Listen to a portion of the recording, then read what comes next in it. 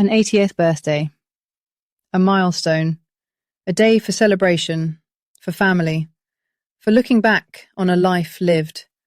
But what if the people you love most see your life not as a legacy, but as an obstacle? What if the birthday cake they offer is just a prelude to a cage? This is a story about a woman who was silenced, underestimated, and betrayed. But they locked the wrong woman in the dark. They thought she was a relic of the past, but she was about to become their future. It's a tale of quiet rage and brilliant revenge. If you believe that a person's true strength is forged in fire, then follow our channel, like this video, and ring that notification bell, because you won't want to miss a single second of what happens next. The light in the dining room was the colour of weak tea, strained through the high Oregon clouds of a late autumn afternoon. It was 2025, but the polished mahogany and the heavy silver felt like they belonged to another century. Elizabeth sat at the head of the table, her spine a little straighter than it felt. 80 years old. The number felt foreign, like a coat that belonged to someone else. Across from her, Chloe, her daughter-in-law, held up a phone, its single black eye unblinking. "Smile, Elizabeth, a big one." Chloe's voice was bright and brittle, like spun sugar. "For the gram. Everyone wants to wish you a happy birthday." Elizabeth produced a smile. It was a tired, papery thing, but it would do. Beside Chloe, her son David shifted in his chair, the fabric of his expensive, too-tight shirt whispering in protest. He looked at his wife, then at his mother, his gaze skittering away before it could settle. He had his father's height, but none of his presence. He was a man perpetually waiting for permission. "It's a beautiful cake, Chloe." "David," Elizabeth said, her voice quiet but clear. The cake sat between them, a perfect white rectangle from the most fashionable bakery in Portland. Its surface was unnaturally smooth, a blank page. No happy 80th, no name, just a single, stark, white candle, unlit. "Only the best for you," Chloe chirped, swiping through filters on her screen. Hashtag 80 and elegant. Hashtag family is everything. Hashtag blessed. She didn't look up. David cleared his throat. We wanted it to be special, Mom. A quiet day. Just us. Just us." The words hung in the air. Elizabeth looked at the empty chairs around the table, the one where her husband Richard had sat for 47 years, a silent king on a mahogany throne, the chairs where friends used to sit before they passed on or moved away, the one where her grandson Leo should have been, but he was away at college in California, and Chloe had insisted it would be too much fuss for him to fly up. "He can FaceTime later," she'd said, waving a dismissive hand. "It's better this way. More intimate." "Well," Chloe said finally, putting her phone down, the sudden silence of its absence startling. She clapped her hands together. "The cake can wait! Because we have one more surprise. The real surprise." David flinched. A tiny, almost imperceptible movement. "Chloe, maybe we should just—" "Nonsense, darling," she cut him off, her smile never faltering, though her eyes had a flinty edge as she looked at him. She turned that brilliant, false smile back to Elizabeth.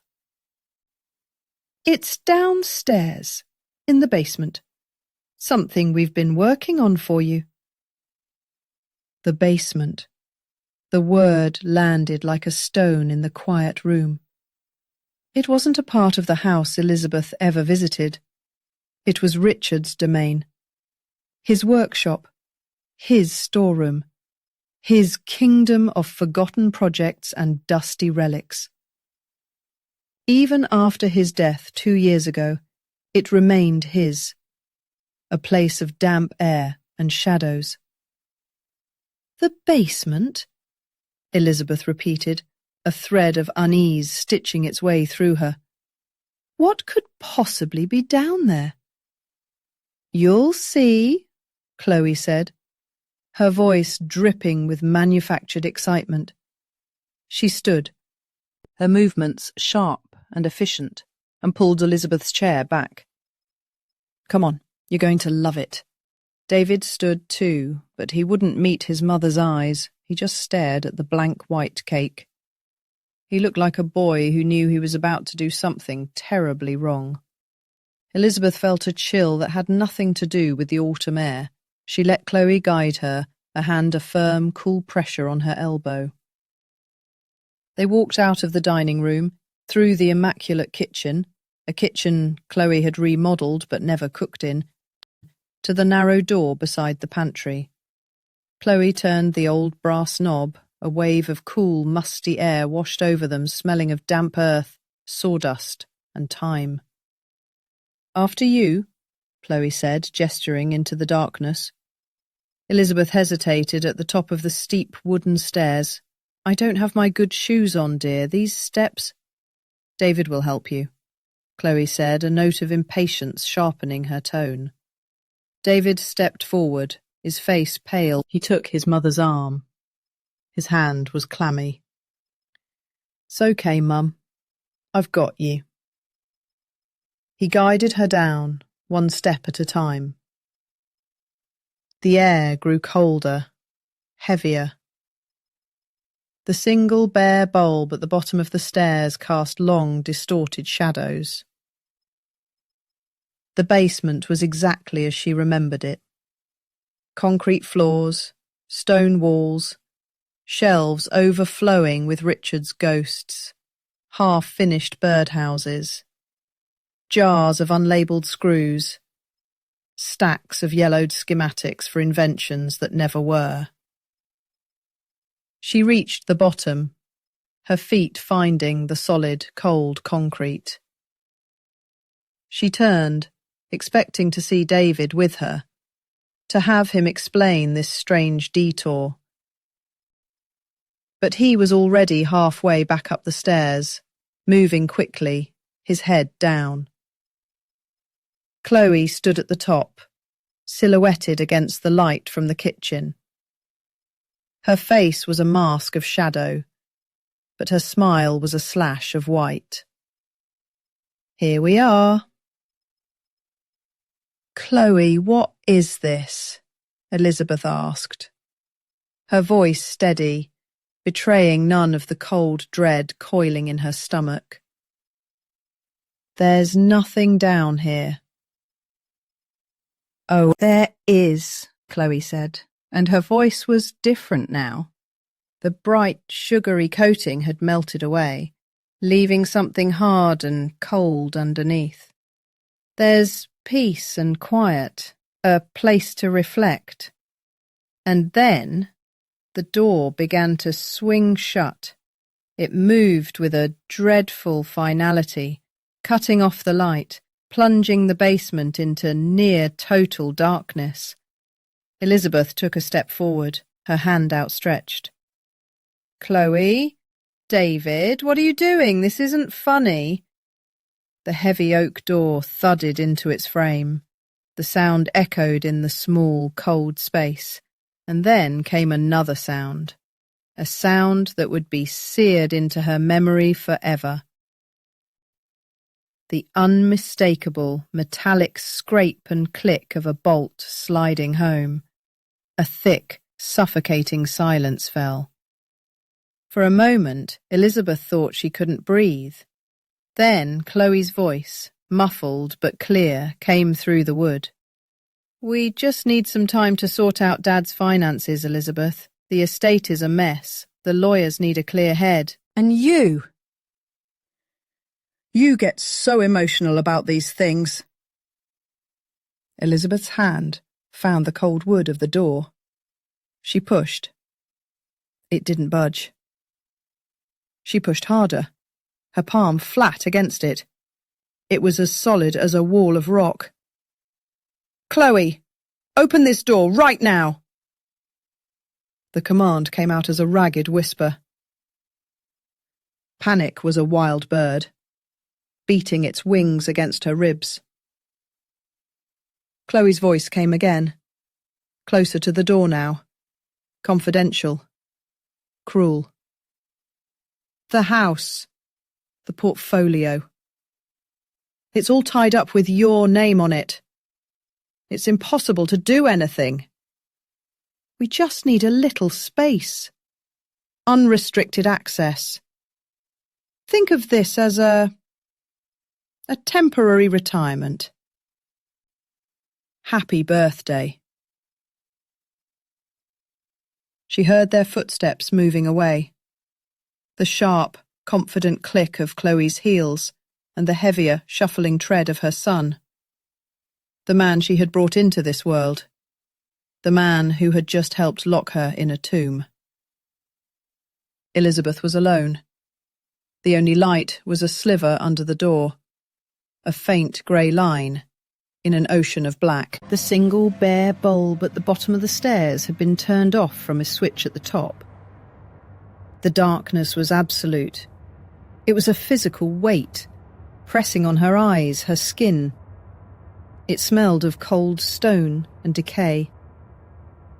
She stood frozen for a long time, her mind a frantic scramble of disbelief. This wasn't happening. It was a prank, a grotesque, cruel joke. They would open the door any second now, laughing. Any second.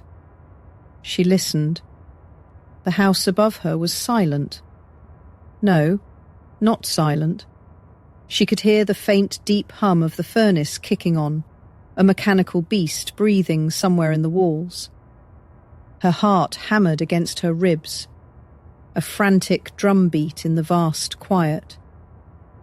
She reached out, her hands trembling, and shuffled forward until her fingers brushed the rough surface of a wooden workbench. Richard's workbench. She clung to it, her knuckles white. Shock was a thick fog, blurring the edges of a reality too sharp to bear. David, her son, he wouldn't, he couldn't. But he had. The fog of shock began to recede, burned away by the acid of terror. She was 80 years old, locked in a basement. How long would they leave her here? A day? 2? What if she fell? What if her heart gave out? The cold was seeping into her bones, a damp, invasive chill that her thin birthday dress was useless against. She took a shuffling step, then another, her hands skimming over dusty surfaces. A stack of newspapers, brittle with age, a cold metal vice, a canvas drop cloth, stiff and smelling of paint. She was mapping her prison by touch.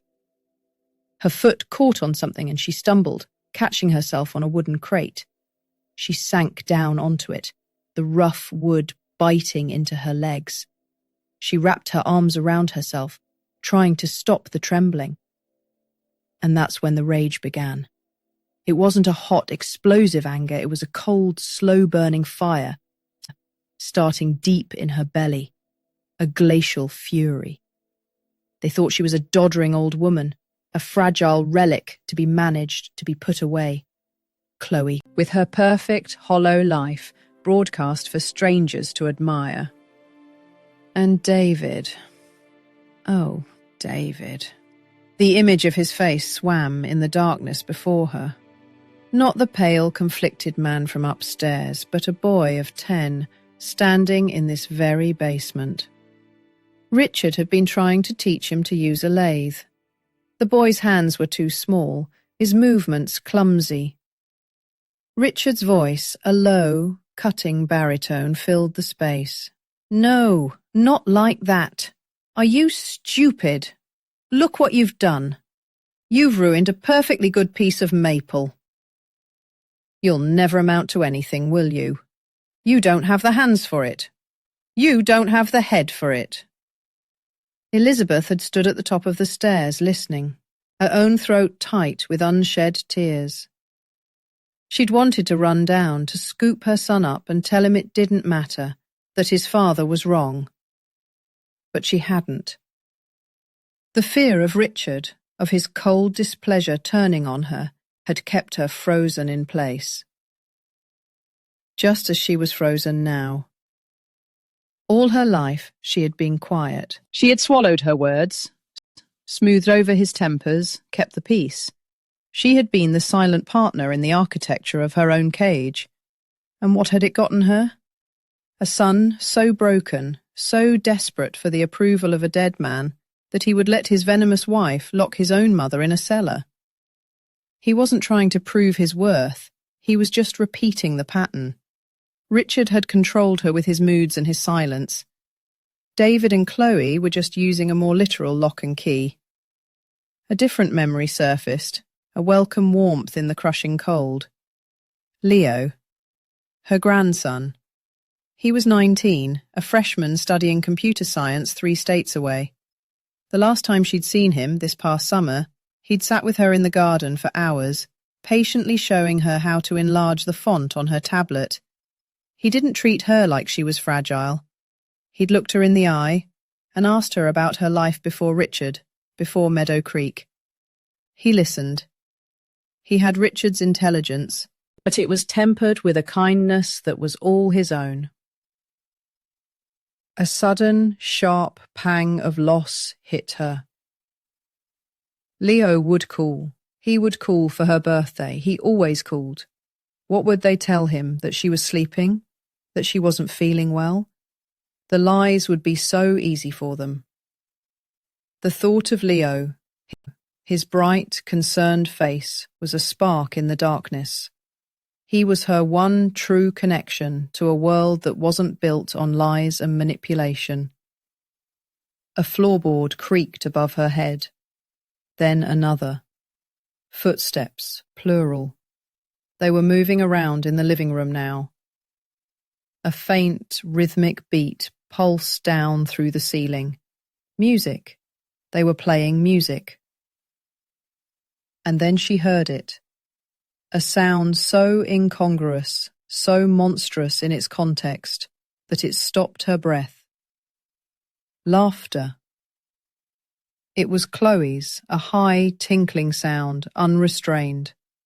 And then David's, lower, hesitant at first, then surrendering to it. They were laughing. They had locked an old woman in a cold, dark tomb on her 80th birthday, and they were upstairs laughing. The sound wasn't a dagger. Daggers were quick. This was a saw, a rusty, jagged-edged saw, hacking away at the last vestiges of her shock and fear. The cold, slow-burning rage in her gut flared. It climbed her spine, settled in her shoulders, hardened her jaw. The trembling in her hands stopped. She took a deep, steadying breath of the musty air. It still smelled of damp and decay, but now it also smelled of something else. It smelled of resolve. She was not a fragile relic. She was not a victim. She was Elizabeth, and she had survived Richard. She had survived a lifetime of being underestimated. She would survive this. And then she would do more than survive. She pushed herself up from the crate, her body aching, but her mind sharpening to a fine point. She ran her hand along the workbench again, her fingers tracing the gouges and scars in the wood. This was Richard's kingdom, a kingdom of failures and forgotten things. But a king always has secrets, and she was the one left in the dark to find them. Upstairs, the air was thick with the cloying scent of vanilla from the untouched cake and the sharper, more desperate aroma of Chloe's perfume. The music, a soulless stream of algorithm-approved indie pop, churned from a smart speaker in the corner. Chloe was pacing the length of the Persian rug, her phone pressed to her ear, a stiletto heel tapping an impatient rhythm on the polished floorboards. "No, I understand that," she said, her voice a tight coil of forced politeness. "But you see, there seems to be a misunderstanding, a clerical error. The payment was absolutely sent. Can you check again?" She paused, listening, her perfectly painted mouth thinning into a hard line. "Declined? That's not possible. The account has sufficient funds." David sat slumped in his father's oversized leather armchair, nursing a glass of whiskey. The amber liquid caught the light as his hand trembled. He watched his wife, a knot of sour guilt twisting in his stomach. The laughter from a few minutes ago felt like a memory from someone else's life. It had been a bubble of frantic, hysterical relief. They had done it. The first irreversible step was taken. But the bubble had popped, leaving this ugly residue. "I don't have another card to put it on right now," Chloe hissed into the phone, turning her back to David as if he might see the lie in her face. "Just, can you put a temporary hold on the account suspension? It's a matter of an estate being settled. Yes, it will be resolved within the week. Thank you for your understanding." She ended the call with a vicious tap of her finger and threw the phone onto the sofa. It bounced on the silk cushions. "Another one?" David asked, his voice low. "The Amex," she snapped, not looking at him. She ran a hand through her perfectly highlighted hair. "They're all vultures. They don't give you a moment to breathe." She took a deep, theatrical breath, composing herself. Her face smoothed out, the hard lines melting away as she picked her phone back up. Her thumbs flew across the screen. "What are you doing?" David asked. "Maintaining appearances," she said without looking up. "It's what we do." She angled the phone and took a quick selfie, a sad, thoughtful expression on her face. Then she selected a photo from her gallery, a picture taken earlier, of her and a hesitant-looking Elizabeth standing by the pristine white cake. She began to type. David stood up and walked over, looking over her shoulder. He read the caption as she wrote it. "A quiet 80th birthday celebration today for the most incredible woman I know, my mother-in-law Elizabeth. So blessed to have her wisdom and grace in our lives.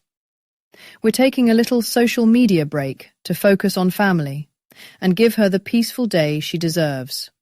Hashtag family first. Hashtag matriarch. Hashtag 80th birthday. Hashtag quiet celebration. Hashtag blessed." A wave of nausea washed over him. "Chloe, my God." "What?" She posted it, a little blue checkmark appearing next to her name almost instantly. Likes began to trickle in immediately. Hearts bloomed on the screen. "It's perfect. It's loving. It establishes a timeline. It explains why she won't be answering her phone. It's a digital alibi." "It's a lie," he whispered. "She's down there, in the cold." Chloe finally looked at him, her eyes as cold and hard as river stones. "Stop it. Stop being so weak. Do you want to go back to begging your mother for a few $100s to cover the mortgage? Do you want to get another call from the bank about the car? Or do you want what's ours?" "It's not ours," he said, the words tasting like ash. "It's hers and Dad's." "Dad's dead," Chloe shot back, her voice a venomous whisper. "He's dead, and he left everything in a catastrophic mess all tangled up with her.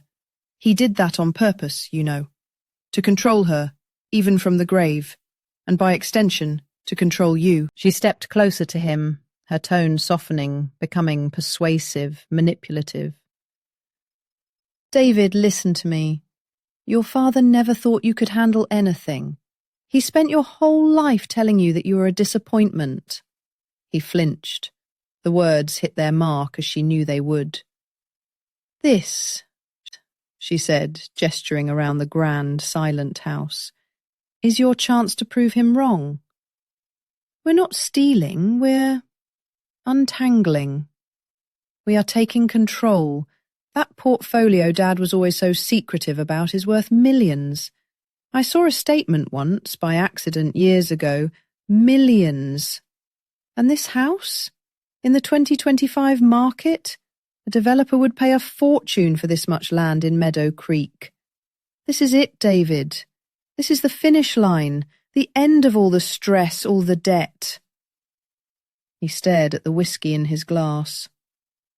He remembered his father sitting in this very chair, swirling a glass just like this one, looking at David with those disappointed eyes. You don't have the head for it. She's so frail, David murmured, more to himself than to Chloe. What if something happens? Nothing is going to happen, Chloe said with utter conviction. She's a tough old bird. She's just an obstacle. A temporary logistical problem. In a few days, we'll have power of attorney. We'll tell Leo she had a small stroke and needs constant quiet care. We'll move her somewhere comfortable, somewhere out of the way. Everyone will think we're saints for taking such good care of her in her dotage. It's clean, it's necessary.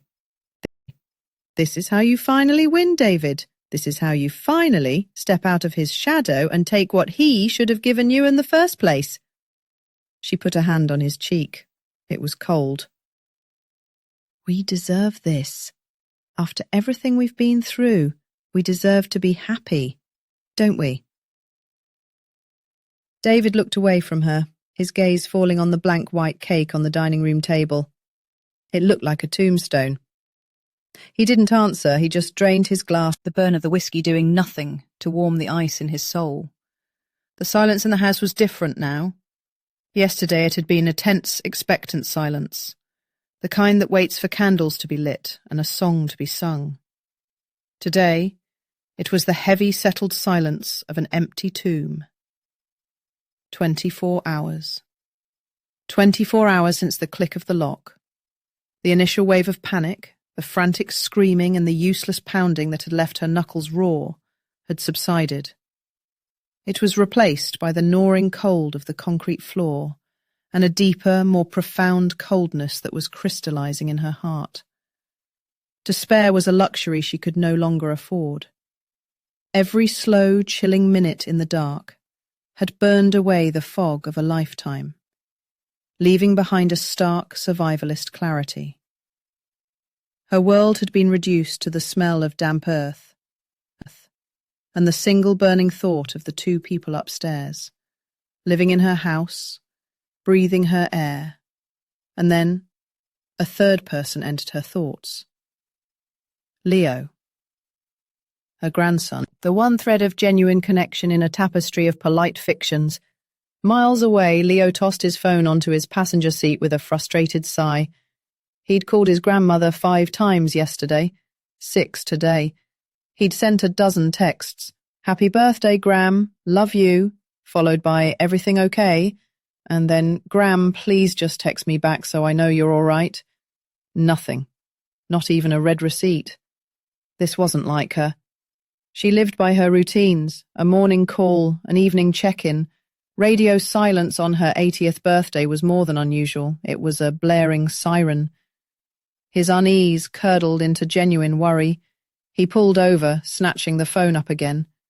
He opened the location-sharing app they'd all set up after her minor fall last winter. His thumb hovered, then tapped on her icon. A small, smiling picture of her in her garden appeared on the map. The blue dot pulsed steadily. Right inside the house on Meadow Creek Lane. She was there. She was definitely there. But she wasn't answering. A cold knot formed in his stomach. He put the car in drive and turned sharply, heading straight for her house. He didn't bother knocking. He used his key, the familiar click of the lock sounding unnaturally loud. The house was pristine, staged, like a photo from one of Chloe's Instagram posts. He could smell coffee, and something overly sweet, like air freshener, trying to mask something else. "Chloe?" he called out. "David?" Chloe emerged from the kitchen, a phone in one hand, a mug in the other. She managed a smile, but it was brittle, stretched too thin across her face. "Leo, what a surprise. We weren't expecting you." "Where's Gram?" he asked, his voice flat. "Oh, she's not feeling well," Chloe said, waving a dismissive hand. "The excitement of her birthday, I think. It was all a bit much for her. She's resting upstairs." "I called, a lot. She didn't answer." "Yes, well, we gave her a mild sedative to help her sleep. Doctor's orders," she added quickly. "She's just completely exhausted, poor dear. Best to let her rest." Leo's eyes narrowed. It was all too smooth, too practiced. Chloe was a terrible liar when you knew what to look for. The slight flutter in her eyelids, the way she clutched her mug like a shield. "A sedative? What doctor?" "Oh, a teledoc. It's all done online now, you know. Much more convenient." She took a step forward, trying to gently herd him back toward the door. "You can come back tomorrow. I'm sure she'll be thrilled to see you then." "No," Leo said, his voice quiet but unmoving. "I want to see her now." "Leo, I really don't think that's a good idea. She needs her peace." He looked past her, down the hallway that led to the back of the house, toward the inconspicuous door to the basement. A thought, insane and terrifying, flickered in his mind. "Gram," he called out, his voice much louder this time, projecting through the suffocating quiet. "Gram, it's Leo. Are you here?" Chloe's face went pale. "Leo, stop it. You'll wake her." And then he heard it. Faint, muffled, but unmistakable. Thump, thump, thump. It was coming from below his feet. He stared at Chloe, whose practiced smile had completely dissolved into a mask of pure panic. "What was that?" he asked, though he already knew. It's the pipes," she stammered. "This old house, you know." Thump, thump, thump. It was desperate now, urgent, a frantic, rhythmic beating against wood. Leo didn't say another word. He brushed past a stunned Chloe, his long strides eating up the hallway. He reached the basement door and twisted the old brass knob. It was locked. "Gram!" he yelled, rattling the handle. "I'm here!" He heard a faint, choked cry from the other side. That was all the confirmation he needed. He stepped back, squared his shoulders, and slammed his full body weight against the door. The old wood groaned. Chloe was shouting something behind him, a frantic string of nonsense about accidents and misunderstandings, but it was just white noise. He hit it again. The frame splintered. One more powerful shove, and the lock assembly ripped from the jamb. The door flew open, crashing against the wall, and revealing a set of steep, dark stairs. The stench of stale, damp air rolled out, and there, at the bottom of the stairs, was Elizabeth. She was slumped against the concrete wall, her clothes rumouflaged, her face pale with dirt and exhaustion. But as her eyes met his, there was no weakness in them. There was shock, relief, and beneath it all, a flicker of something as hard and cold as diamond. She wasn't just a victim. She was a survivor. And he knew, in that instant, that the war had just begun. In the chaotic minutes that followed, the house became a stage for a frantic, poorly rehearsed play. David, summoned by Chloe's panic shrieks, rushed in, his face a mess of confusion and fear. Their story tumbled out in a torrent of overlapping sentences, a duet of deceit. "Oh my God. Mum, are you all right?" David knelt beside her, trying to wrap a blanket around her shoulders as Leo helped her up the stairs. "It was a terrible accident," Chloe insisted, her voice high and shrill. "The door, it's so old it must have jammed. We didn't even hear. We thought you were sleeping upstairs." "The lock is faulty, Mum," David chimed in, avoiding his son's cold, accusing gaze. "We should have had it fixed years ago. I can't believe this happened. We've been so worried." Elizabeth let them. She allowed David to guide her to the plush armchair in the living room, the one Richard had always favoured. She accepted the cup of overly sweet tea Chloe pressed into her trembling hands. She let their lies wash over her. A tide of fabricated concern. She played her part. Her body shook, a convincing performance of a frail, traumatized old woman. But inside, a glacial calm was spreading through her veins. A nascent cold fury was giving her direction. She saw the path forward with perfect clarity. Their perception of her weakness was a cloak, and she was pulling it on. She looked from David's desperate, pleading face to Chloe's anxious, calculating one. They saw a confused, fragile 80-year-old. Good. Let them. I must have gone down to look for that old photo album, she murmured, her voice a weak, scratchy whisper. The door, it just clicked shut behind me. She took a shaky sip of tea. I'm so silly. The relief on their faces was palpable. It was obscene. They had bought it. No, Mum, it's not your fault, David said, patting her hand. It's the house. It's too much for you to manage on your own now. Chloe saw her opening and seized it. David's right, Elizabeth. This is a sign. We can't risk something like this happening again. She knelt, adopting a tone of deep, sincere care. David and I found a wonderful place, a high-end assisted living facility, just for a little while. The Willows. It's more like a resort. They have nurses, chefs. It would be a place for you to rest and recover properly. No stairs, no faulty locks, just peace and quiet. They were offering her a gilded cage to replace the concrete one. They thought it was their victory, the final gentle push to get her out of their way. Elizabeth looked at Leo, who stood by the fireplace, his arms crossed, his expression a thundercloud of skepticism. He didn't believe a word of it, and she knew it. But when her eyes met his, she gave the slightest, almost imperceptible shake of her head. He held her gaze for a long moment, then gave a stiff, jerky nod. He would trust her. She turned back to Chloe and David, letting a tear trace a path through the grime on her cheek. Perhaps you're right, she said, her voice breaking convincingly. I am very tired. A little rest might be good. Chloe's smile was triumphant. David looked relieved, the guilt already being rationalized away. They believed they had won. They had no idea they had just handed her the key. As they fussed over her, making calls to the Willows, Leo came and knelt by her chair. I'll visit you every day, Gram, he whispered, his voice low and intense.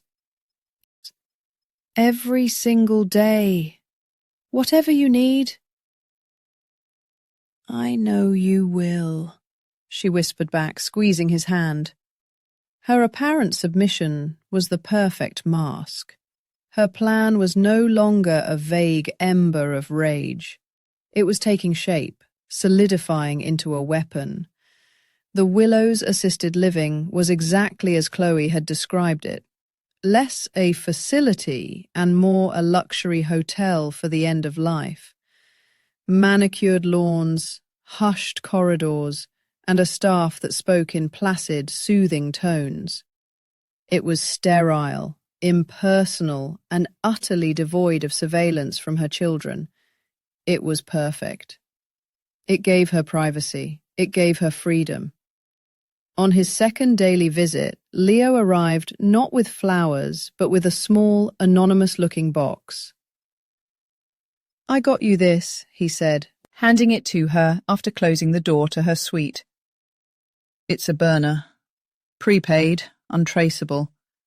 The guy at the store called it a ghost phone. No contracts, no name attached." Elizabeth took the small black plastic device. It felt alien in her hand, but also like a key. "Thank you, Leo. This is essential." "What are you going to do, Gram?" She looked at her grandson. This boy who had her loyalty, her love. "Something your grandfather should have done a long time ago," she said, her voice firm. "I'm going to protect our family's future. The real one." That evening, after the dinner service was over and the hallway outside her door fell silent, she sat in an armchair by the window, overlooking a perfectly sculpted garden.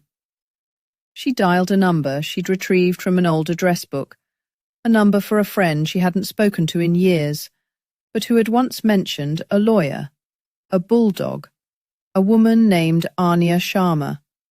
The phone was answered on the second ring. "Anya Sharma?" The voice was crisp, professional, with no time for pleasantries. "My name is Elizabeth Blackwood," Elizabeth began, her own voice steady. "I was given your name by Eleanor Vance. I need to discuss a matter of elder law and complex estate litigation." There was a brief pause on the other end. "I see. Mrs. Blackwood, I have a full caseload. What is the nature of your situation?" "My son and daughter-in-law locked me in my basement for 24 hours on my 80th birthday because they want my husband's fortune," Elizabeth said without a trace of emotion. The silence on the other end of the line was longer this time. "Where are you now, Mrs. Blackwood?" Anya Sharma's voice had changed. The professional crispness was still there, but now it was edged with a sharp, focused interest. "I'm at the Willows. They believe I'm here to recover from the accident. I can be there tomorrow at 10 a.m. I'll tell the front desk I'm your niece." The next morning, Anya Sharma arrived. She was a woman in her late 40s, sharp and impeccably dressed, with eyes that missed nothing. She didn't offer sympathies or platitudes. She sat down, opened a leather-bound notebook and said, "Tell me everything. Start from the beginning." And Elizabeth did. She recounted the basement incident in cold, factual detail. She described her life with Richard, the public adoration, the private control, the way he'd made her feel small and inconsequential, a silent partner in a life that was never truly hers. "I don't just want to disinherit them, Miss Sharma," Elizabeth said, her voice low and intense. "Cutting them off is too simple. It's a punishment, but it's not justice. I want them to understand the consequences of their greed. I want true, lasting revenge." Anya watched her, her pen still. "Revenge is an emotional term, Mrs. Blackwood. The law deals in restitution and damages." "Then let's find a way to make the law emotional," Elizabeth retorted. She leaned forward, the mask of the frail old woman completely gone, replaced by a hardened commander. "This isn't just about what they did to me. It's about what Richard did to all of us. He built this cage we've all been living in. He taught David that money was the only measure of a man's worth, and then made it impossible for him to ever measure up. He created the monster Chloe is so desperate to feed." She paused, taking a deep breath. "And that's why this has to be perfect. You see, there's something they don't know, something almost no one knows." Anya raised an eyebrow. "Go on." "Richard's celebrated fortune," Elizabeth said, a grim smile touching her lips for the first time. "It's a lie, a ghost. His tech company, Innovate Dynamics, is a house of cards. It's been propped up by risky high-interest loans for years. It's on the verge of total collapse. It's a phantom drowning in debt. Anya Sharma's professional composure finally cracked. A slow look of dawning comprehension spread across her face. And the real wealth? Siphoned off, years ago, Elizabeth confirmed. Moved methodically into a series of anonymous trusts, assets that are clean, protected, and completely invisible. He was a meticulous man, my husband. Deceitful, but meticulous. The two women looked at each other in the silent, sunlit room. The air crackled with the birth of an idea, a shared understanding of a truly audacious plan. So, Anya said, a slow, predatory smile now matching Elizabeth's. You want to give your children exactly what they're asking for. Exactly, Elizabeth confirmed. I want to bequeath them their dream, and I want to watch it burn them to the ground. The work began immediately. Elizabeth's suite at the Willows became a war room, disguised by floral arrangements and get-well-soon cards. Anya would visit 2 or 3 times a week, bringing files and documents in a nondescript tote bag. For Elizabeth, this was the first real obstacle. She was not a lawyer. She was not an accountant. For 60 years, she had been deliberately excluded from the financial architecture of her own life. Now she had to become its master. Anya spread the first set of documents across the coffee table. Okay, Elizabeth, we start here. We need to legally and definitively separate the toxic assets from the clean ones. That means we identify every share of Innovate Dynamics, every loan agreement tied to the company, and the deed to the house. We bundle them. Then we identify every trust, every offshore account, every hidden investment, and we make sure they are firewalled, completely untouchable.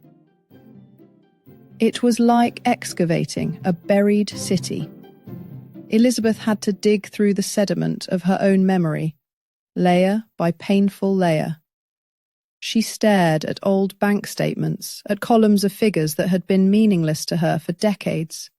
She pored over documents Richard had slid in front of her at the breakfast table.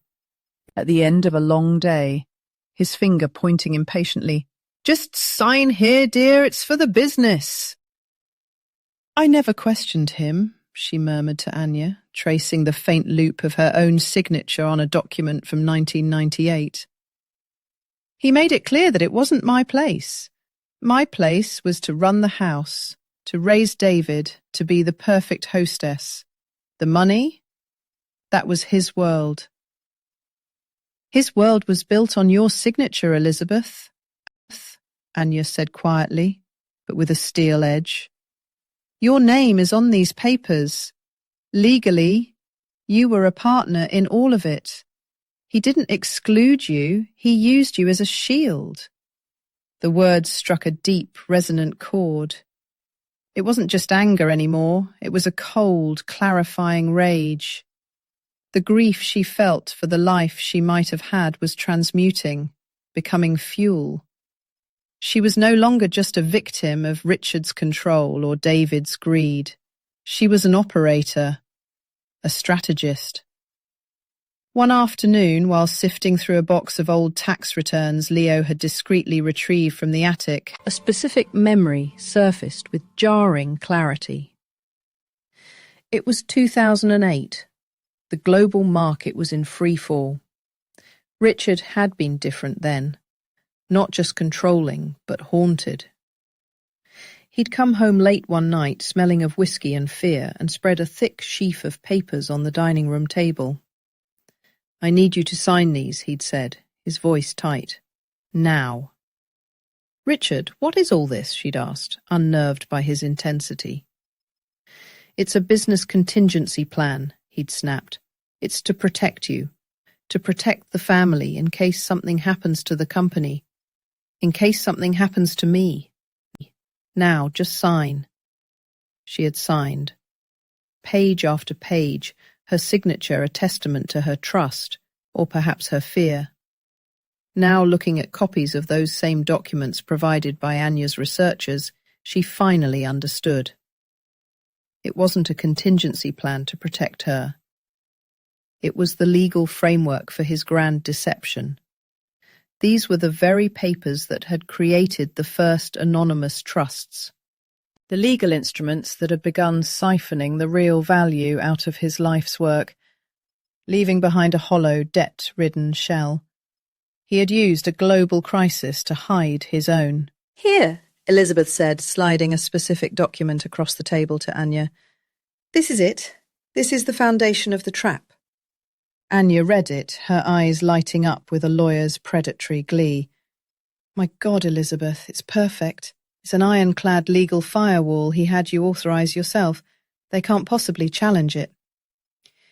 Elizabeth's transformation was nearly complete. The quavering, uncertain woman who had made the first call to Anya was gone. In her place sat a shrewd, focused woman whose questions were sharp, whose memory was a weapon. Her pain had been honed into a razor's edge. All right, Anya, she said, her voice clear and commanding as she looked out the window at the setting sun. Let's draft the new will, make it beautiful. Fill it with loving words about my only son and his wonderful wife. Make it sound like the answer to all their prayers. She turned back, her eyes holding Anya's.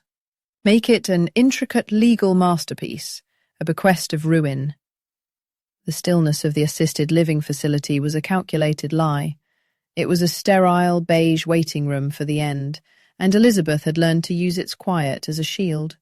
But the quiet was broken one Tuesday morning by a call from Anya Sharma, her voice a sharp, clean line cutting through the placid hum of the air conditioner. The expected had happened. Patience, it turned out, was not a virtue Chloe possessed. They've filed, Anya said, no preamble necessary. Petition for conservatorship. They're claiming you're incapacitated. Elizabeth looked out her window at the perfectly manicured lawn, a green so uniform it looked like plastic. Of course they have. On what grounds? The usual assortment of fabricated concerns amplified by your accident. Their lawyer, a Mr. Finch, has framed the basement incident as a symptom of cognitive decline. Wandering, confusion, leading to self-endangerment. They're citing your subsequent move here as proof of your inability to care for yourself. They're painting a picture of a frail, confused woman being isolated by a new, opportunistic lawyer. That would be you, Elizabeth noted, a dry rasp of amusement in her voice. That would be me, Anya confirmed. They're asking for an emergency hearing. They want control of your assets pending a full psychological evaluation. They want to freeze everything. They want the money before the company's quarterly reports are released, Elizabeth stated. It wasn't a question. Precisely. They're in a hurry. Finch is arguing that any delay puts your estate at risk from your own erratic decisions. Elizabeth felt a cold, hard clarity settle over her. The anger of the basement, now forged into something sharp and useful. The last vestiges of a mother's soft, forgiving love were burning away, leaving behind the unyielding steel of a survivor. And what do you advise, Anya? I advise you to get ready for a performance. We are going to walk into that courtroom, and you are going to be the sharpest, most lucid, most tragically misunderstood woman in that room. You are not a victim. You are a concerned mother. You understand? Oh, I understand perfectly, Elizabeth said. Her eyes fixed on a gardener meticulously trimming a rosebush. I am very, very concerned. The courtroom was smaller and drabber than Elizabeth had imagined. It smelled of stale coffee and bureaucratic dust. Chloe and David sat beside their lawyer, Mr. Finch, a man with a shiny suit and an equally shiny smile that didn't reach his eyes. Chloe was dressed in a sombre navy blue, a performance of tasteful grief for a mother who was still very much alive. She dabbed at a dry eye with a tissue. David just stared at his hands. His shoulders slumped, a portrait of filial misery. He looked like a boy playing dress-up in his father's suit. Mr. Finch was eloquent. He spoke of Elizabeth's long, dignified life, now tragically clouded by the mists of age. He painted a heartbreaking picture of a son's devotion, a son forced to make a terrible choice. He described the basement incident with dramatic flair. "Imagine, Your Honour," he boomed, his voice resonating with false sympathy. "Mr. David Sterling arriving to celebrate his mother's 80th birthday, only to find she has somehow, in a state of profound confusion, locked herself in a dark, dangerous basement. A cry for help, if you will. A stark, terrifying signal that Mrs. Sterling is no longer safe on her own." He gestured toward David, who managed to look suitably tormented. "My client and his wife, Chloe, acted out of love. They found her a premier facility, a place where she could be safe, where she could receive the care she so desperately needs.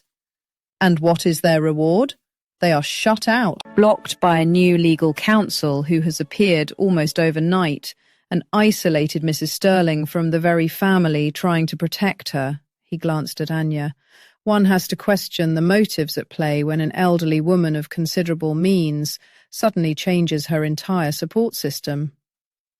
Anya remained impassive, her pen scratching notes on a yellow legal pad. When it was her turn, she stood, her presence calm and commanding. "Your Honour," she began, her voice even and clear. "What Mr. Finch describes is indeed a work of fiction. A compelling one, I'll grant you, but fiction nonetheless. The truth is far simpler and far less dramatic. There was no wandering. There was no confusion. My client, Mrs. Elizabeth Sterling, was lured into the basement by her daughter-in-law under the pretense of a birthday surprise, at which point the door was locked behind her." A gasp rippled through the small public gallery. Chloe's face went white with indignation. David flinched as if struck. "This is an outrageous accusation," Finch sputtered, jumping to his feet. "Please, Mr. Finch, sit down," the judge said. Her eyes narrowed and now fixed on Elizabeth. "Mrs. Sharma, you are making a very serious claim. One I am prepared to support, Your Honour. But the real issue here is not that malicious act, which my client, in her remarkable grace, was initially willing to forgive as a moment of terrible judgment on her children's part. The issue is competency. The petitioners claim Mrs. Sterling is unable to manage her affairs. I would like to call Mrs. Sterling to the stand to address this claim herself." A heavy silence fell as Elizabeth made her way to the witness stand. She moved deliberately, leaning just slightly on the railing, the perfect picture of aged dignity. She did not look frail, she looked composed. Anya began softly.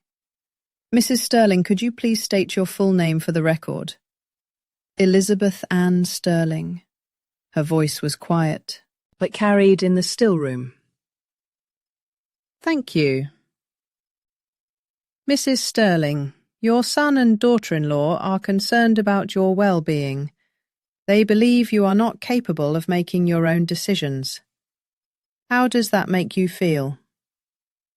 Elizabeth looked directly at David. Her expression was not one of anger, but of deep, maternal sorrow. "It breaks my heart," she said, a voice thick with genuine-sounding emotion. "It truly does." She turned her gaze to the judge. Your Honour, a mother knows her child. I see my son, David. I see the immense pressure he is under. He has always lived in the shadow of his father, a very formidable man. He has always felt the need to prove himself. I understand that. I understand that he believes taking control of Richard's legacy, of the company, is his only way to feel successful. She paused, taking a delicate sip of water. And Chloe, dear Chloe, she tries so hard.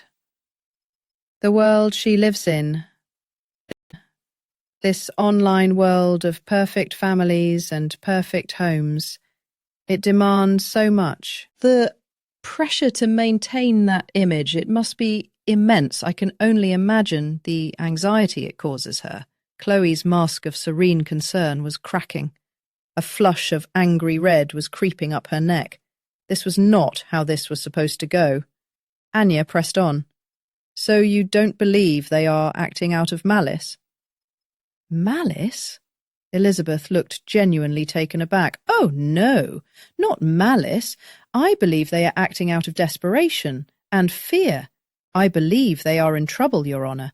I believe they have made poor financial choices, and in their panic, they are lashing out, trying to secure a future they feel is slipping through their fingers. They see me, an old woman, and my resources as their only solution. She leaned forward slightly, her voice dropping to a confidential, earnest tone.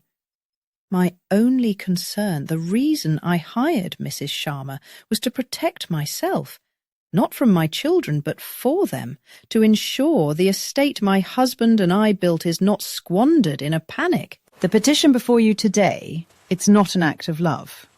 It's a symptom of their own distress. I am not the one who is incapacitated, Your Honour. I am simply the one who is solvent. The words hung in the air, devastating in their quiet precision. She had not accused them of cruelty or greed. She had diagnosed them with weakness, with incompetence, with fear. She had turned their entire argument on its head, reframing their legal attack as a cry for help. Mr. Finch tried to recover on cross-examination, but the damage was done. He hammered on the basement, on her age, on her health. Mrs. Sterling, he said, his voice dripping with condescension, you are 80 years old.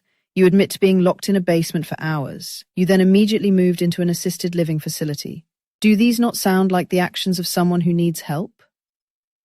Elizabeth met his gaze without flinching. They sound like the actions of someone who has realized the home she built is no longer safe for her. Not because of my mind, Mr. Finch, but because of the desperation of the people living in it. I moved for my own peace and safety. A decision I believe was perfectly rational, wouldn't you agree? The judge had heard enough. I have reviewed the petition and I have listened to the testimony, she said, her voice sharp and decisive. Specifically the testimony of Mrs. Sterling, who seems more lucid and clear-eyed than anyone else in this room. This court finds no evidence of incapacitation. In fact, it finds the opposite. The petition for conservatorship is dismissed. She banged the gavel, the sound echoing like a gunshot in the silent room. Chloe stared, her mouth slightly agape, the composed mask shattered into a million pieces of raw fury. David wouldn't look at his mother. He just sank into himself, the weight of his failure pressing down on him. Elizabeth felt a pang. Not of victory, but of cold, hard finality. The chasm between them was no longer just a crack, it was a canyon, and she knew, with a certainty that chilled her to the bone, that to save herself, she had to be the one to push him in. She had to utterly and completely destroy his future to secure her own. There was no other way. The legal victory was a crucial battle won, but the war was far from over. Anya's strategy relied on a single, unassailable truth, the utter catastrophic insolvency of Innovate Dynamics. To make the trap snap shut perfectly, they needed more than just public filings and analyst projections. They needed the final damning proof, the kind of internal documentation that could never be argued away. They needed the ghost in the machine. Richard was meticulous, Elizabeth told Anya over the secure phone Leo had provided. Her voice was low, remembering. He was also paranoid. He didn't trust the cloud, didn't trust off-site backups for his most sensitive projections. He said the only truly secure data was data you could physically touch. The home server, Anya stated. The home server, Elizabeth confirmed. It's still there, in the basement. A black metal tower in the corner, collecting dust. It holds everything. The real numbers. The internal emails discussing the failed R&D, the debt leveraging, the projections that showed the company was a house of cards. It's the smoking gun, Anya. It's the whole case. And it's in the one place on earth you can't get to, Anya said, the frustration clear in her voice. We can't subpoena it without revealing our hand. They'd wipe it clean before the ink was dry on the court order. A silence stretched between them, thick with the weight of this final, seemingly insurmountable obstacle. The key to her liberation was sitting in the very cage they had locked her in. The irony was suffocating. There is one way, Elizabeth said finally, the words tasting like a necessary betrayal. Leo? Leo arrived at the house on a Saturday afternoon. He carried an empty duffel bag and a carefully constructed story. Gram asked me to pick up some of her things, he announced to Chloe, who answered the door with a look of thinly veiled suspicion. Photo albums, some of her books, that old cashmere throw she likes. Chloe's smile was a tight, brittle thing. Of course, David's out running errands, but come on in. Let me know if you need any help. Her eyes followed him, two suspicious little spotlights, as he walked toward the staircase. She wasn't offering help. She was announcing her surveillance. Thanks, Chloe, I think I can manage, Leo said, his own smile feeling stiff on his face. I know where she keeps everything. Upstairs, in Elizabeth's silent, sterile bedroom, he made a show of gathering the requested items. He pulled a few heavy photo albums from the shelf, grabbed a stack of worn paperbacks from her nightstand, and folded the soft grey cashmere throw from the back of her armchair. He worked slowly, deliberately, acutely aware of Chloe's presence downstairs. He could hear the faint, rhythmic tapping of her acrylic nails on her phone screen, a constant, unnerving metronome counting down his time. After 10 minutes of this charade, he placed the items in the duffel bag, near the bedroom door. Now for the real reason he was here. "Hey, Chloe!" he called out, his voice a little louder than necessary. Gram mentioned there might be a box of old family photos in the basement too. Mind if I take a quick look down there? There was a pause. The tapping stopped. Leo held his breath. I guess, she called back, her voice laced with reluctance. The door's at the end of the hall. The light switch is at the top of the stairs. Don't trip. Got it. Thanks. His heart was pounding a frantic rhythm against his ribs as he walked down the hall and opened the basement door. The smell of damp concrete and dusty memories washed over him. He flicked on the single bare bulb, casting long, distorted shadows down the wooden steps. He descended, his footsteps echoing in the subterranean quiet. The basement was just as his grandmother had described it, cold, cluttered, and unnerving. In the far corner, tucked behind a stack of old paint cans and a discarded lawnmower, was the server. A monolithic black tower, its single power light blinking a slow, steady green. It was alive. He knelt beside it, his hands shaking slightly. He unzipped a hidden compartment in his duffel bag and pulled out his supplies. A small toolkit, a coiled Ethernet cable, and a sleek silver USB drive. This was his world. The anxiety began to recede, replaced by the familiar, focused calm of a problem to be solved. He worked fast. He popped the side panel off the tower, the metallic click sounding like a gunshot in the silence. He could see the motherboard, the fans clogged with dust, the neat bundles of wires Richard had so obsessively organized. He didn't have time to hack the password on the main operating system. He had to bypass it entirely. He plugged his custom USB drive into a port on the back. On it was a lightweight, bootable operating system designed for data recovery. He attached the Ethernet cable to the server and plugged the other end into a small battery-powered device in his pocket. A mobile hotspot. He needed a connection to the outside world.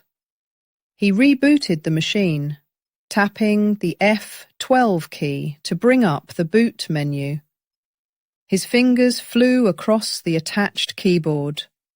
The screen flickered, bypassing the familiar Windows login and loading his own stark command line interface. He was in. He could hear a floorboard creak upstairs. Chloe. "Leo, everything okay down there?" Her voice was closer now, right at the top of the stairs. His blood ran cold. "Yeah, just looking," he yelled back, his voice strained. "Lots of boxes down here." He typed furiously, his commands a blur on the screen. He navigated through the directory structure, a digital map of Richard Sterling's secret corporate life.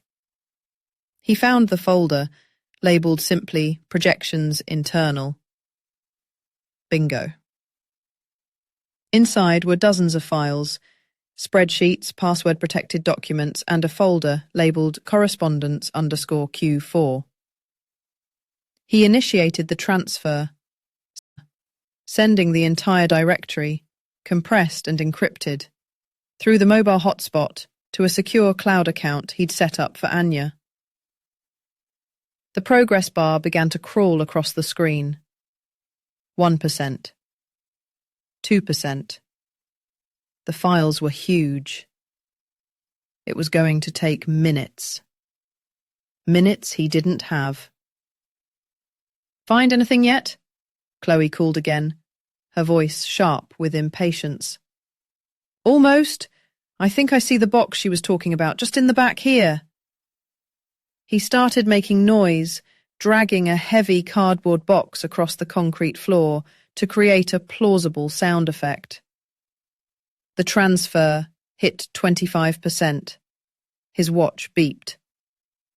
He'd been down here for 6 minutes. Too long. He could feel her suspicion growing with every second that passed. He imagined her standing at the top of the stairs, arms crossed, her perfectly manicured brow furrowed. 40%. The hum of the server fans seemed deafening. He could feel sweat trickling down his back. This was no longer just helping his grandmother. This was conspiracy. This was illegal. The thought was both terrifying and exhilarating. He was an active participant now, a knowing soldier in his grandmother's war. He had chosen his side. 60%. A text message buzzed on his phone, which he'd left upstairs in his jacket. It was from his grandmother. Be careful. 75%. He heard another creak, footsteps. She was coming down. Leo, if you can't find it, just come up. You've been down there forever. Her voice was right behind him. He didn't dare turn around. His eyes were locked on the screen. 92%, 95%, 98%. He stood up abruptly and turned to face her, positioning his body to block her view of the server tower and its glowing screen. He held up a dusty, cobweb-covered shoebox. "Found it," he said, forcing a triumphant grin. "Knew it was back here somewhere." Chloe stopped on the bottom step, her eyes darting from his face to the box, then around the cluttered basement. "What took you so long?" "Sorry," he said, breathing a little too fast. "It was buried under all this junk. Had to be careful not to knock anything over." Her gaze lingered for a moment on the server tower behind him, but the side panel was in shadow, the blinking lights of the network connection hidden from her angle. To her, it was just another piece of forgotten electronic junk. "Well, whatever. Let's go. You're tracking dust all over the house." She turned and went back up the stairs. Leo waited until he heard her footsteps recede down the hall. He quickly knelt, his hands flying to shut down the server, yank out his USB drive and the Ethernet cable, and hastily snap the side panel back into place. It was done. He stuffed his gear back into the duffel bag, grabbed the decoy shoebox, and took the stairs 2 at a time. As he was leaving, duffel bag slung over his shoulder, Chloe handed him a slice of lemon pound cake wrapped in a napkin. "For the road," she said, her smile back in place, as if the last 15 minutes of suspicion had never happened. "Tell your grandmother we miss her." "I will," Leo said, the lie tasting like ash in his mouth. He didn't look back as he walked to his car. He didn't need to. He had the ghost. And now, the trap was ready to be set. The final phase began not with a bang, but with a quiet, solemn phone call. Anya Sharma, her voice a carefully calibrated instrument of professional gravity, informed David and Chloe that Elizabeth's health had taken a sudden, severe turn for the worse. "I'm so sorry to have to tell you this," Anya said, the feigned regret perfectly pitched. "The doctors are saying it was a massive stroke. She's been moved to palliative care." There was a beat of silence on the other end of the line. David was the first to speak, his voice small and choked. "Palliative? Does that mean... is she..." "She's not in any pain," Anya said, sidestepping the direct question. "But her decline was... rapid. She is unresponsive. The facility has her listed as end of life. Her instructions were very clear. She is to have no visitors. Except me. She was adamant about that before she lost the ability to communicate.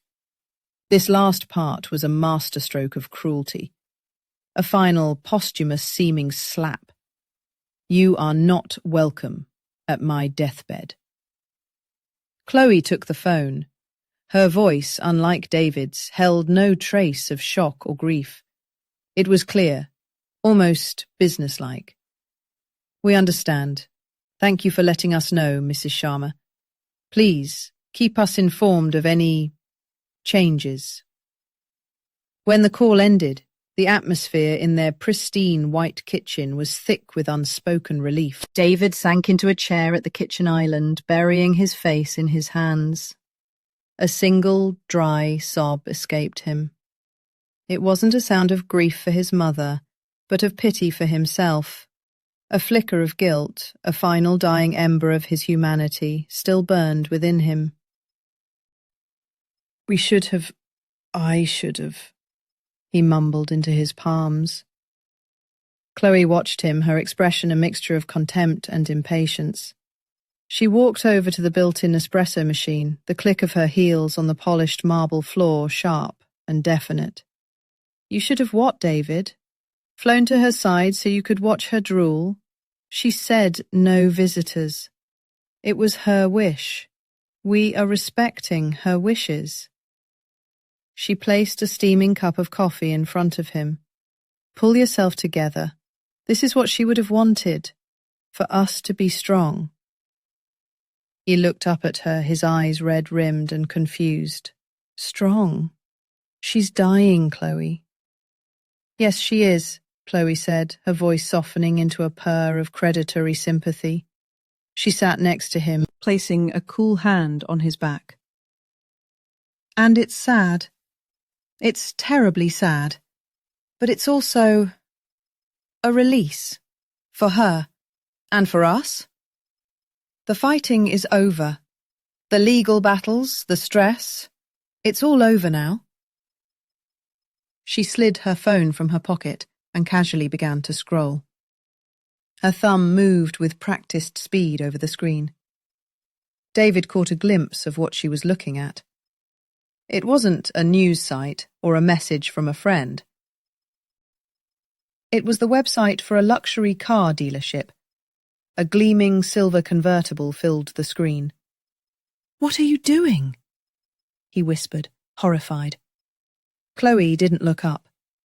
"I'm planning, David. I'm thinking about the future. Our future. The one we deserve. The one your father wanted for you." She finally met his gaze, her eyes hard and bright. "Don't you think it's time you finally got what you were owed? Don't you think it's time you stepped out of his shadow and became the man you were always meant to be?" The words were a poison-laced balm, expertly targeting his deepest insecurities. He looked at the phone, at the car, at the life she was dangling in front of him. The flicker of guilt sputtered and died, extinguished by a lifetime of perceived inadequacy. He slowly nodded. Meanwhile, in her sun-drenched room at the Palliative Care Wing, a discreet, high-end residential hotel on the coast that Anya had booked under a false name, Elizabeth sat in an armchair watching the waves crash against the shore. The deception was a heavy cloak. To feign her own death, to manipulate her son's last fragile emotions, was a monstrous act. She had sacrificed her identity as a mother on the altar of her own freedom. She felt the weight of it, a cold, dense knot in her stomach. It was the final price she had to pay. She was severing the last tie, not just to David, but to the woman she used to be, the woman who endured, the woman who forgave, the woman who loved him unconditionally. That woman was gone now. In her place was someone else, someone forged in a basement and honed by betrayal. Someone who was waiting patiently for the final act. 3 weeks later, the summons came.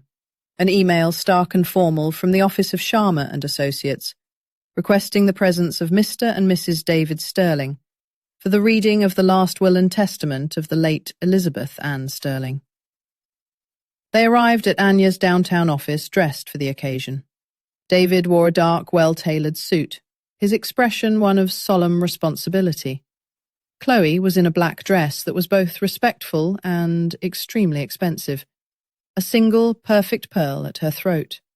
They looked like a power couple assuming their rightful throne.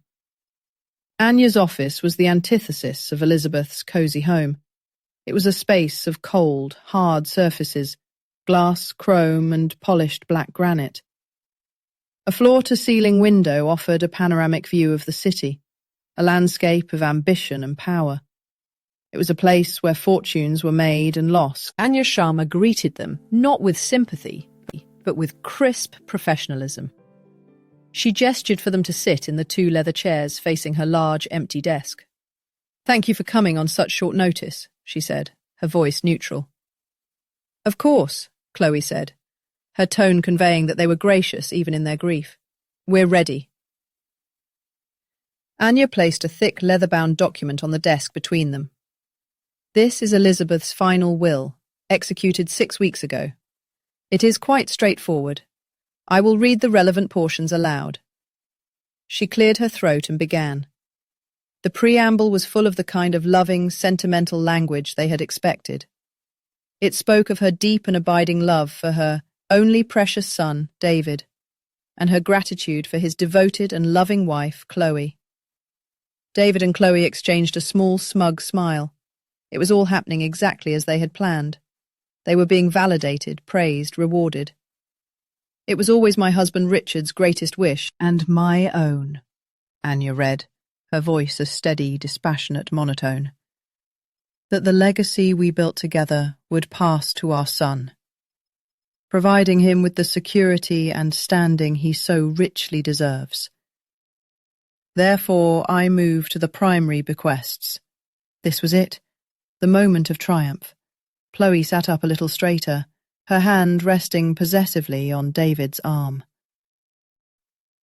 To my son, David Sterling, and his wife, Chloe Sterling, I bequeath jointly the entirety of my primary estate.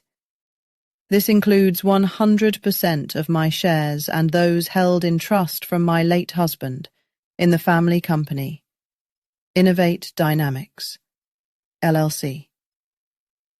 David's face lit up. A wave of pure, unadulterated relief washed over him. The company. It was his. Finally. Furthermore, Anya continued, not missing a beat, I bequeath to them the title, free and clear of any of my own encumbrances, to the family home at 125 Meadow Creek Lane. Chloe let out a small, sharp gasp of victory. The house, the company, everything. They had won. She squeezed David's arm, her painted nails digging slightly into the fabric of his suit. That seems to cover the main assets, Chloe said, her voice bright and eager, already dismissing the lawyer.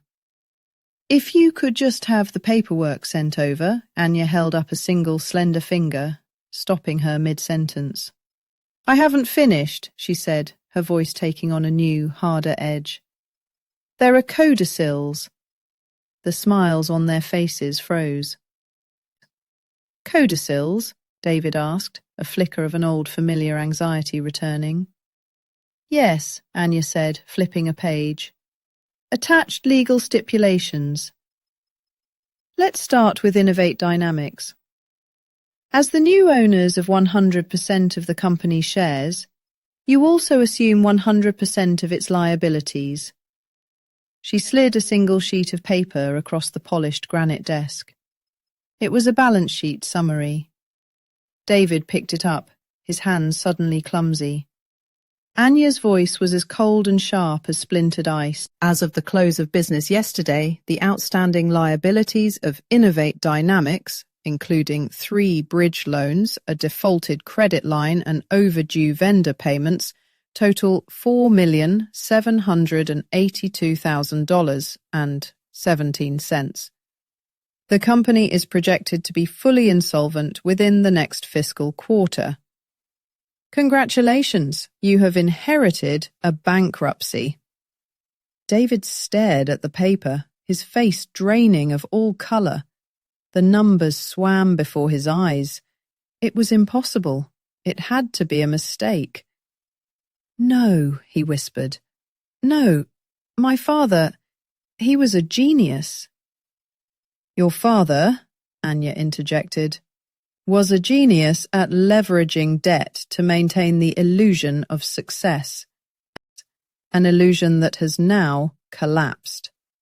She tapped a small silver flash drive on her desk. This contains the complete internal financial records from your father's server, should you wish to verify the numbers. I assure you they are quite accurate. Chloe snatched the paper from David's hand.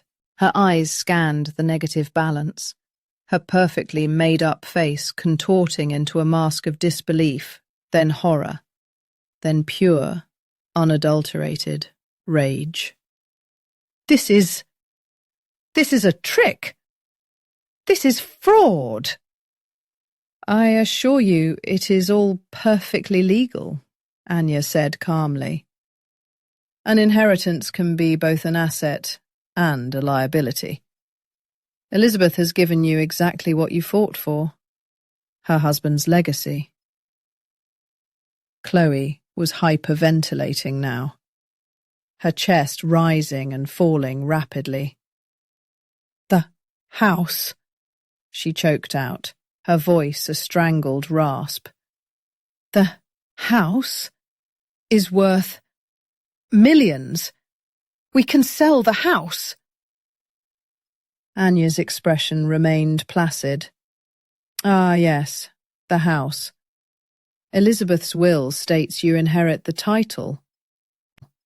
It does not, however, absolve the property of its own debts. Your mother-in-law took out a significant reverse mortgage on the property years ago to help fund Richard's failing company. Now that the sole owner on the deed is deceased, that loan is due in full. Immediately." She slid a second piece of paper across the desk. "The current payoff amount with interest is approximately $2.3 million. Unfortunately, given the current market, the appraised value of the house is barely $2 million. You are underwater by over $250,000. The bank will be foreclosing within 30 days. The room fell silent. The only sound was Chloe's ragged breathing. David looked broken, utterly and completely shattered. It wasn't just the money, it was the crushing final confirmation of what he had always feared, that in the eyes of his parents, he was a failure, a fool worthy only of being handed their ruin. They inherited not a fortune, Anya concluded, her voice devoid of any emotion, but a meticulously crafted financial annihilation. Chloe finally found her voice, a shriek of fury. "She can't do this. What about the rest? The money, the investments, the trusts? Where is the real money?" "Ah," Anya said, a flicker of something almost like satisfaction in her eyes. "The liquid assets. The trusts Richard wisely set up offshore decades ago, far from the reach of his company's creditors. Elizabeth was very specific about those." She turned to the final page of the will. "All remaining assets, including the contents of the Sterling Family Trust, are to be divided as follows. 90% is to be donated to a charitable foundation dedicated to providing legal aid for victims of elder abuse." Anya looked up, meeting Chloe's hate-filled gaze. "The final 10%, she read, savouring the last words, is to be given with all my love and gratitude to the one member of my family who showed me true, unconditional kindness in my darkest hours, to my grandson, Leo Sterling." The name hung in the air, the final fatal blow. The trap had not just been sprung, it had devoured them whole. David sat catatonic, staring into the abyss of his own ruin. Chloe simply stared at Anya, her face a canvas of pure, impotent hatred. Their perfect future had vanished, replaced by a mountain of debt, and the inescapable knowledge that they had been utterly, comprehensively, and brilliantly destroyed. Some kind of scam. Dad's company. It was his legacy. Chloe didn't look up from her phone when she was composing a post. A picture of her and David, smiling, clinking wine glasses on the patio. The caption was already forming in her mind. "Celebrating new beginnings. So blessed to be carrying on the family legacy. Hashtag family first, hashtag legacy, hashtag blessed." She didn't post it. Something held her back. The number on the letter felt cold, a small stone in her gut. The phone calls started a week later. They were polite at first. Men and women with calm, professional voices, calling about settling the LexCorp account. David was dismissive. "I think you have the wrong number," he'd say, his voice attempting a confidence he hadn't felt in years. "My father passed away. The estate is being settled." "We're aware of that, Mr. Sterling," one particularly patient woman replied.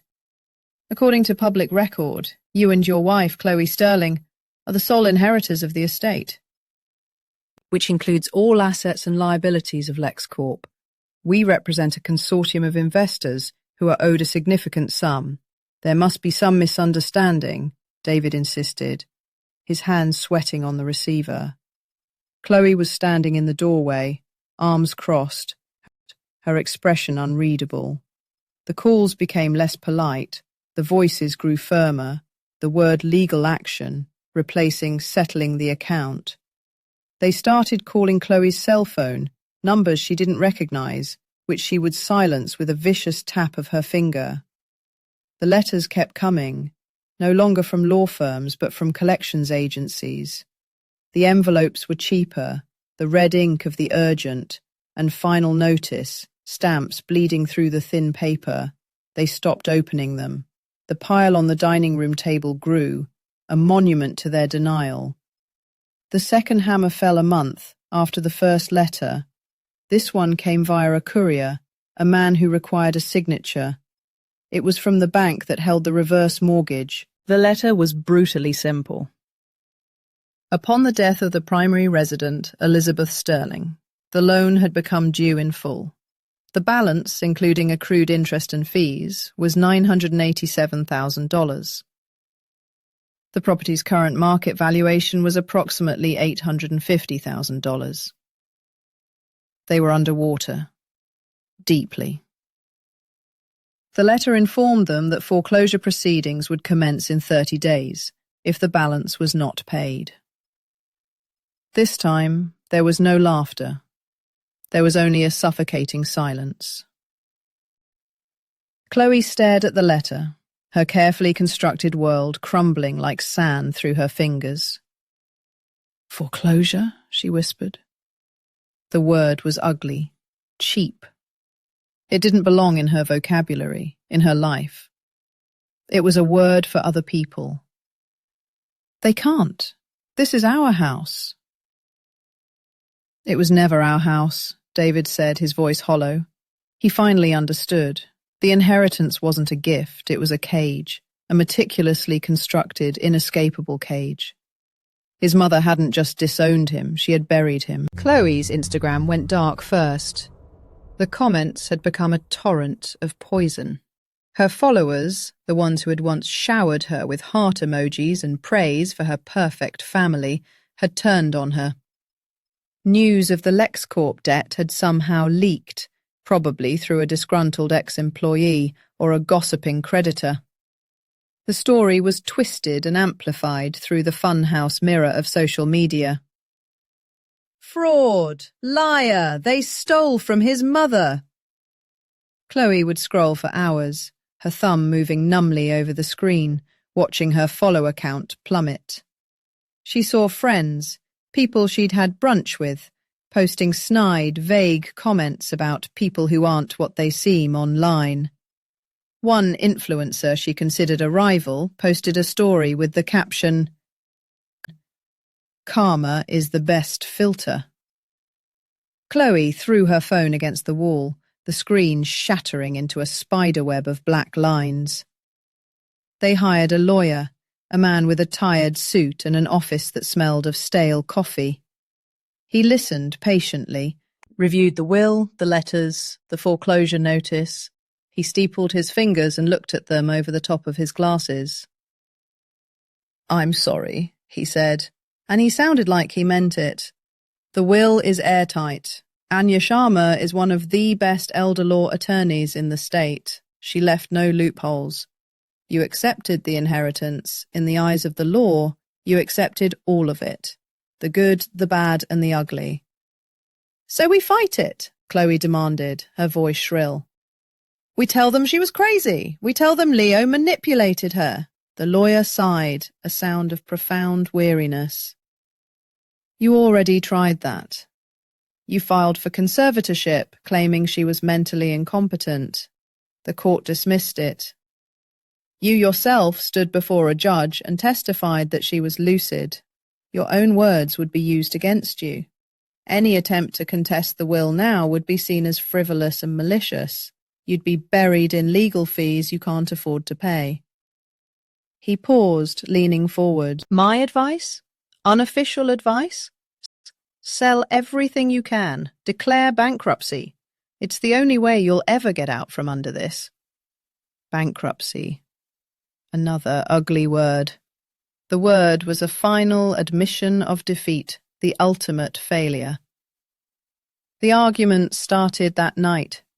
They were no longer the tense, quiet disagreements they'd had before. They were raw, vicious, and loud. The beautiful, spacious house that was meant to be their trophy became an arena. "This is your fault," Chloe shrieked, her face blotchy, her hair a mess. She was pacing the living room, gesturing wildly at the walls, at the furniture they could no longer afford. "Your weakness. You were always so scared of him, scared of your father, scared of your mother. You let her walk all over you, and now look where we are." "My fault," David roared back, a vein throbbing in his temple. "You're the one who was obsessed with this, the house, the money, the perfect life. You could splash all over the internet.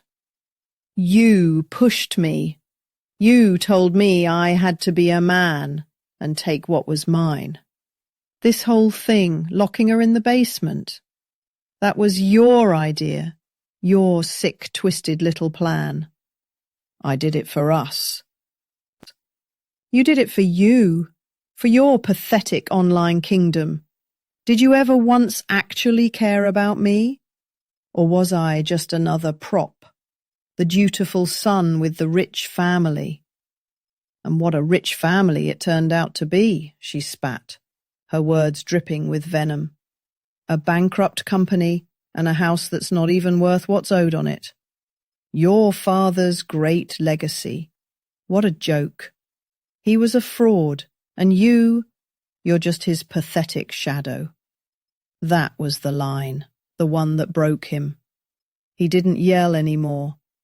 The anger drained out of him, replaced by a cold, hollow emptiness. He looked at her, at this woman he had allowed to dictate the course of his life, and he felt nothing, not love, not hate, just a vast, empty ache. He retreated to his father's study. The room was the same as it had always been, the leather chair, the mahogany desk, the shelves of books on business and engineering that David had never understood. He sat in the chair that had always been too big for him. He was a child, playing dress-up in his father's clothes. He opened the desk drawers, sifting through old papers, fountain pens, and forgotten relics. In the back of the bottom drawer he found a small, leather-bound journal, his father's. His hands trembled as he opened it. The entries were sparse, written in Richard's severe, precise handwriting. Most of it was about work, about deals, about his contempt for his competitors. But then he found an entry dated on David's 20th birthday. David came home from college for the weekend. Wants to major in art history. Art history. The boy has no ambition, no drive. He is soft. He will never build anything. He will only ever consume what others have built. He has his mother's weakness. It is a profound disappointment. David closed the journal. He didn't feel anger. He didn't feel sadness. He felt a strange, chilling sense of confirmation. This was it. The truth he had spent his entire life running from.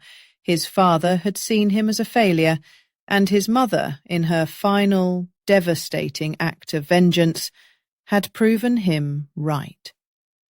She hadn't just taken their money, she had taken his last shred of self-worth. She had looked at his life, at the man he had become, and she had passed the same sentence his father had. Failure. The money was gone. The house was gone. Chloe would be gone soon, he was sure of that. All he was left with was this single, crushing truth. He had failed everyone, most of all himself. The quiet machinery of the law had done its work, but the most brutal blow had not been financial. It had been the cold, posthumous confirmation of his own inadequacy. delivered by the two people whose approval he had craved his entire life. He sat in the dark, in the silent house, a ghost, in the ruins of a life that was never truly his. The Pacific Northwest winter had given way to a bright, clear spring, and now the long, slow days of summer were warming the coast. 6 months, a turn of the seasons. In Meadow Creek, a foreclosure sign stood slightly askew on the lawn of what was once Richard Sterling's house. The grass was overgrown. The windows were dark and empty. It was just another house on a quiet street, its story fading into neighborhood lore. Hundreds of miles south, the world was different. Here, the air tasted of salt, and the light was a brilliant, shimmering white. In a sun-drenched apartment overlooking the endless blue of the Pacific Ocean, Elizabeth Sterling watered a small pot of lavender on her balcony. She moved with a slowness that spoke not of fragility, but of deliberation. The deep lines of trauma etched around her eyes had softened. She looked peaceful. She was wearing simple linen trousers and a soft cotton shirt. She was free. She walked back inside, the sliding glass door gliding silently open. Her apartment wasn't large or ostentatious. It was comfortable, filled with light, books, and the gentle sound of the surf below. It was hers. She sat down at a small wooden desk and opened her laptop. A moment later, a cheerful chime announced an incoming call. Leo's face filled the screen, bright and smiling. He was in a dorm room, posters on the wall behind him, a stack of textbooks on his desk. "Grandma, there you are." His voice was warm, full of life. "Hello, my dear," Elizabeth smiled, a genuine, easy smile that reached her eyes. "You look like you're studying hard." "Midterms," he groaned dramatically, but he couldn't hide his excitement. "It's intense, but it's amazing. Professor Albright said my last paper on algorithmic ethics was one of the best she's read from an undergraduate." "Of course it was," Elizabeth said, her pride evident. "You have a brilliant mind, Leo. Well, I'm trying to put it to good use." He minimized his face on the screen for a moment, pulling up another window. "I wanted to show you the beta for Aegis Connect. We're launching the first community trial next month." On the screen, a clean, simple interface appeared. The app was designed to connect seniors with vetted, reliable local services. From grocery delivery to tech support to companionship, using a secure, easy-to-navigate platform. It was designed to prevent the kind of isolation and vulnerability that predators could exploit. It was an ethical, thoughtful piece of technology. "Leo, it's wonderful," Elizabeth said, her voice thick with emotion. "You're building something good, something that will help people." He smiled, a little shyly. "I had a good teacher.